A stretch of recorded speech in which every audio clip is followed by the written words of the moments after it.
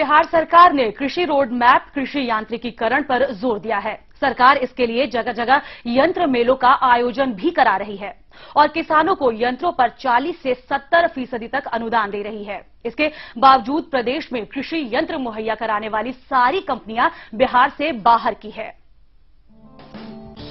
हर देशवासी की थाली में बिहार का व्यंजन हो, ये नारा है बिहार सरकार का।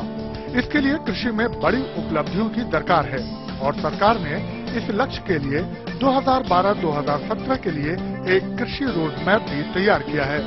इस रोड मैप में राज्य का कृषि उत्पादन बढ़ाने के लिए आधुनिकीकरण और कृषि यंत्रों पर जोर दिया गया है, क्योंकि जिस तेजी से जनसंख्या वृद्धि हो रही है उसमें हर किसी को भोजन उपलब्ध कराना भी एक चुनौती है और इसके लिए कृषि उत्पादन बढ़ाना जरूरी है।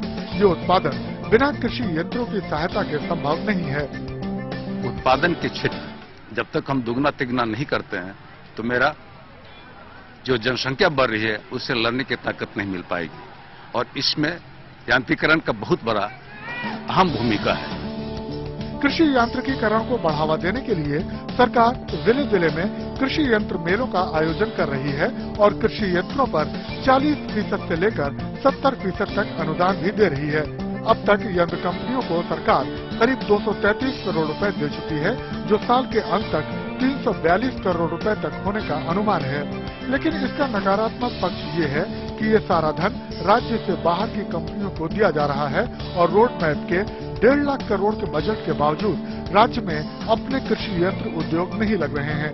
यंत्र विभाग का दावा है कि हाल में प्रदेश से बाहर की कई कंपनियों ने राज्य का सर्वे किया है और ये कंपनियां बिहार में कृषि यंत्र उद्योग लगाने में रुचि दिखा रही हैं। सारी कंपनियां मार्केट सर्वे कर चुकी है और उनको पता चल चुका है कि इस बिहार में अभी कृषि यांत्रिकीकरण में जितना बड़ा मार्केट है शायद दूसरे राज्य में उतना नहीं होगा। कृषि यांत्रिकीकरण का एक पहलू ये भी है कि यंत्रों ने मजदूरों की जगह ले ली है और मजदूरों का पलायन बढ़ गया है। 1991 में राज्य में खेत मजदूरों की संख्या 95 लाख से ज्यादा थी, जो बढ़कर 2 करोड़ से ऊपर हो गई है।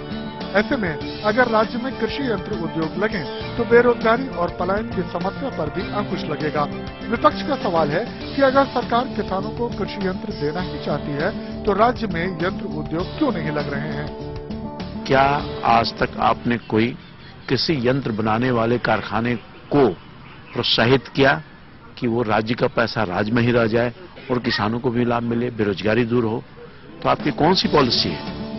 राज्य में अब तक एक भी बड़ी कंपनी कृषि यंत्र निर्माण के क्षेत्र में नहीं उतरी है, जबकि कृषि से ही जुड़े फूड प्रोसेसिंग के 80 प्रस्ताव लंबित पड़े हैं। ऐसे में यांत्रिकीकरण का सपना कैसे पूरा होगा, ये बड़ा सवाल है। सुशील वर्मा, सहारा समय, पटना।